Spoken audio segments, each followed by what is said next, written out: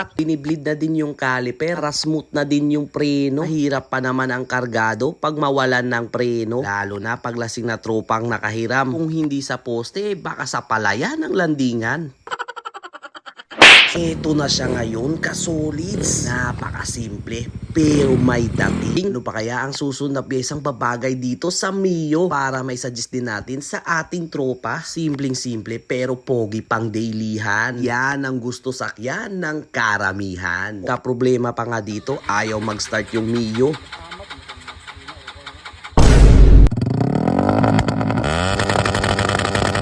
Mga kasolids, panibagong araw, panibagong gastos naman. Meron na naman ditong bagong project. Mio ng tropa at gagawin daw itong Indo concept. Salpak na nga ang bangko at ginagawa na yung mga wirings. Papupugiin nga daw ang motor at gagawing bago. Ito pala mga boss, ang mga lens niya at iba pang pyesa. Napiling ang mags ng tropa ay NLK made in Indonesia with matching Maxxis tires. Siguradong maganda pag nakasalpak na. Nakakabit na nga ang pansamantagal na display. Sobrang ganda talaga ng detalye ng mugs. Ready to salpak na nga itong mga mugs at parang kaha na lang ang kulang. Siguradong litaw na litaw ang silver na mugs. Si black ang napiling pintura ng tropa. Biniblid na din yung caliper, smooth na din yung preno. Mahirap pa naman ang kargado pag mawalan ng preno. Lalo na pag lasing na tropang nakahiram. Kung hindi sa poste, baka sa palayan ng landingan.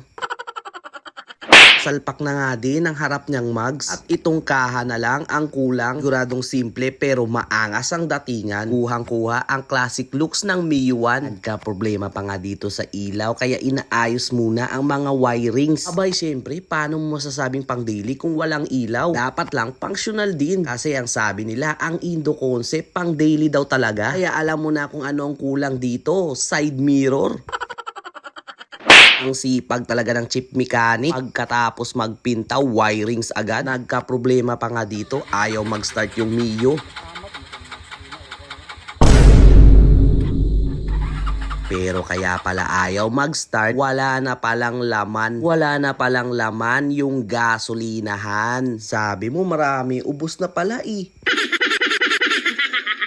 Kinabahan patuloy yung may-ari. Tinesting ko pa nga dito kung maganda yung takbo. Buti na lang hindi pa ako natuluyan. Ako pa sana yung unang tropang nakahiram na mapopostihan.